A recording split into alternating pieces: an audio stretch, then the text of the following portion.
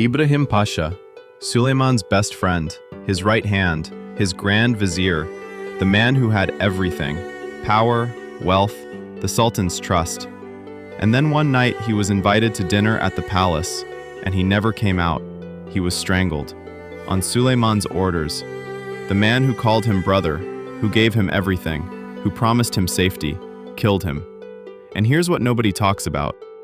Ibrahim didn't die because he betrayed Süleyman. He died because he trusted him, because he believed that loyalty was a two-way street, that friendship meant protection, that being indispensable made you safe. But in the Ottoman court, trust is the most dangerous thing you can have, because the moment you stop looking over your shoulder is the moment they strike. This is the psychology of blind loyalty, and why the people closest to power are always the first to fall. Let's start at the beginning. Ibrahim wasn't born into power. He was born a slave, captured as a child, brought to the Ottoman palace, and given to Süleyman as a companion. They grew up together, not as master and servant, but as brothers. They studied together, trained together, dreamed together. And when Süleyman became sultan, he didn't forget Ibrahim. He elevated him, made him a pasha, then Grand Vizier, the highest position in the empire after the sultan himself. And this wasn't just politics. Süleyman loved Ibrahim, trusted him completely, gave him power that no Grand Vizier had ever had before. Ibrahim commanded armies, negotiated treaties, made decisions on behalf of the empire. He wasn't just an advisor, he was Süleyman's equal, or at least that's what Ibrahim believed. And that belief is what killed him. Now here's the psychology of being the favorite. When you're close to the king, you feel invincible, because you see his humanity. You know his fears, his doubts, his weaknesses, and that makes you think you're different, that the rules don't apply to you, that you're not like the others who got crushed.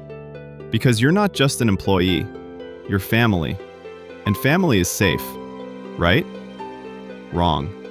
Because in systems built on absolute power, there is no such thing as family. There's only the king, and everyone else. And the closer you are to the king, the more dangerous you become. Not because you're a threat, but because everyone else thinks you are, and that perception becomes reality. Let's talk about what made Ibrahim dangerous. It wasn't ambition, it wasn't betrayal, it was competence. Ibrahim was too good at his job. He won military campaigns, expanded the empire, negotiated brilliant diplomatic victories, and the people loved him. The army respected him. Foreign rulers addressed him as an equal. And that's the problem, because when your subordinate starts looking like your equal, that's when paranoia sets in. Süleyman still loved Ibrahim, but love doesn't override insecurity.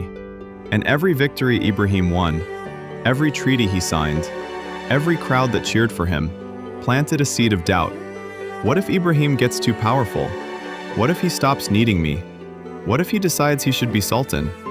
And once that seed is planted, it never stops growing. Now let's talk about Hürrem, because this is where Ibrahim made his fatal mistake. He underestimated her. Ibrahim saw Hürrem as just another concubine, a woman who had Süleyman's heart but no real power. And he didn't hide his contempt. He opposed her influence, dismissed her opinions, treated her like she didn't matter. And Hürrem never forgot that, because Ibrahim didn't understand something crucial. In the Ottoman court, official titles don't determine power, access does. And Hürrem had something Ibrahim didn't. She had Süleyman's ear, every night, in private, when his guard was down. And that's more powerful than any official position. So when Hürrem started whispering doubts about Ibrahim, Süleyman listened. She didn't accuse Ibrahim of treason. That would have been too obvious. Instead, she planted questions. Why does Ibrahim act like he's equal to you? Why do foreign ambassadors meet with him before you? Why does the army cheer louder for him than for you? And each question was a drop of poison, slow, subtle, accumulating. Until Süleyman started seeing threats where there were none, started interpreting Ibrahim's confidence as arrogance, his competence as ambition, his loyalty as performance. And once you start questioning someone's loyalty, it's over. Because you can never prove loyalty. You can only prove betrayal. And if you're looking for betrayal, you'll find it, even when it doesn't exist. Now here's the tragedy. Ibrahim had no idea he was in danger. Because he trusted Süleyman completely, he believed their friendship was unbreakable, that decades of loyalty meant something, that Süleyman would never hurt him, and that trust made him blind. People warned Ibrahim, told him to be careful, to watch his back, to reduce his profile. But Ibrahim dismissed them, because he didn't believe Süleyman could be turned against him. He thought their bond was stronger than politics, stronger than court intrigue, stronger than Hürrem's influence. And that's the fatal flaw of blind loyalty. It makes you think you're immune, that the rules that destroyed everyone else don't apply to you, because you're special, you're loved, you're trusted, until you're not. So Ibrahim kept doing what he'd always done, serving brilliantly, winning wars, building the empire, never suspecting that every success was digging his grave deeper. And then came the dinner invitation. Süleyman invited Ibrahim to the palace for a private meal. Nothing unusual. They'd done it 1,000 times. So Ibrahim went, without guards, without suspicion, without fear. Because why would he fear his brother? And that night, in the palace where they'd grown up together, Ibrahim was strangled to death by Süleyman's orders. His body was discovered the next morning, and Süleyman claimed Ibrahim had been plotting treason, that he'd become too ambitious, too dangerous, that his execution was necessary for the security of the empire. But here's the truth. Ibrahim never betrayed Süleyman. He died loyal, died confused, died believing until his last breath that there had been some terrible mistake, that Süleyman would never do this to him. And that's the cruelest part.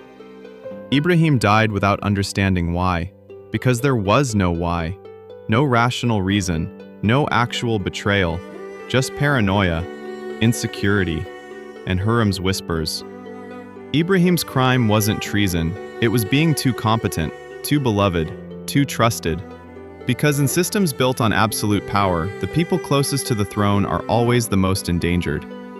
Not because they're threats, but because they could be. And possibility is enough. Now let's talk about Süleyman's guilt. Because he didn't just move on. After Ibrahim's death, Süleyman was never the same. He became more isolated, more suspicious, more cruel. Some historians say he regretted it, that he knew he'd been manipulated, that he'd killed his best friend for nothing. But regret doesn't bring people back, and Süleyman never admitted he was wrong, never cleared Ibrahim's name, never acknowledged that Ibrahim died innocent, because admitting that would mean admitting he was weak, that he'd been influenced, that he'd made a mistake. And sultans can't make mistakes, they can only make decisions. So Ibrahim's execution was written into history as justice, as necessary, as the price of treason, even though it was murder, even though it was paranoia, even though it destroyed the one person who'd been loyal from the beginning. And that's the lesson of Ibrahim Pasha. Loyalty doesn't protect you. Competence doesn't save you. Love doesn't guarantee safety. Because in systems where one person holds all the power, everyone else is expendable. Even the favorite, even the best friend, even the brother. Ibrahim thought he was different, thought he was safe, thought trust was enough. And he died because of it, strangled in the palace where he'd grown up, killed by the man he'd served his entire life, erased by the empire he'd built. And history remembers him as a cautionary tale, not about betrayal, but about blind loyalty. Because the most dangerous thing you can do in the Game of Thrones isn't betray the king, it's trust him. Ibrahim Pasha, the Grand Vizier, the best friend, the man who trusted too much and paid for it with his life.